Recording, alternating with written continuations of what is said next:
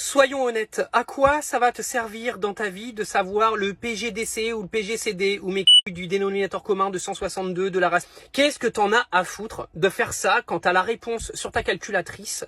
Mais ça va te servir à rien, tu vas jamais faire ça dans ta vie. Ça sert à quoi? Expliquez-moi, parce que moi ça me rend ouf. On peut y répondre de 1000 façons différentes, mais aujourd'hui on va parler de cryptographie, de chiffrement RSA. Dans le chiffrement RSA, chaque individu dispose d'une clé privée qu'il est le seul à connaître et d'une clé publique que tout le monde peut connaître. Supposons que j'ai un message à envoyer, je le mets dans une boîte, je la ferme avec ma clé privée. À partir de là, toute personne disposant de ma clé publique et tout le monde peut la voir, elle pourra ouvrir la boîte et accéder au message. Je regarde la personne à qui je vais envoyer ce message, par exemple Alice. Je récupère la clé publique d'Alice. Je mets mon message dans une autre boîte que je referme avec la clé publique d'Alice. À partir de là, toute personne disposant de la clé privée d'Alice peut ouvrir la boîte. Mais la seule personne qui a la clé privée d'Alice, c'est Alice. J'envoie alors le message. Alice reçoit le message, l'ouvre avec sa clé privée. Et avec ma clé publique, elle peut avoir ma clé publique. Elle réouvre la petite boîte.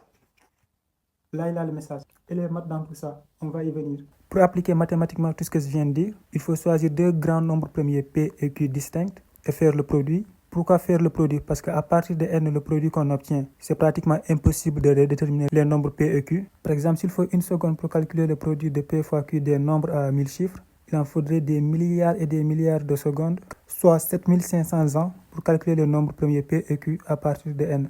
Ensuite, il faut choisir un nombre E tel que le plus grand commun diviseur entre E et phi de n soit égal à 1, expression de phi de n. Ensuite, déduire un nombre D tel que E fois D soit congruent à 1 modulo phi de n. Et ce nombre D, on sait qu'il existe grâce au théorème de Bézout. Tout ça, c'était juste pour calculer la clé publique E et n et la clé privée D. Ensuite, on prend notre message à envoyer converti en nombre qu'on élève à la puissance E modulo n avec E et n est la clé publique du destinataire et on envoie X le message chiffré. Le récepteur élève le message chiffré à la puissance D, sa clé privée que lui seul connaît, et il retrouve le message principal grâce au petit théorème de Fermat. Tu vas me dire oui, mais c'est un ordinateur qui applique tout ça, c'est pas nous.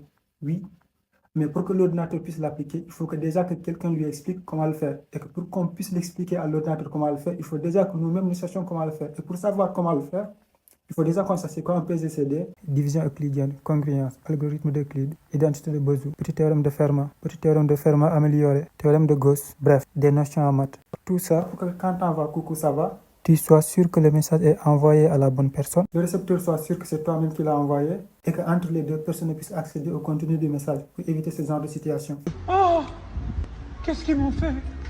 Et pourtant je l'ai bien sécurisé avec le cadenas. C'était juste un tout petit exemple de à quoi ça sert les maths.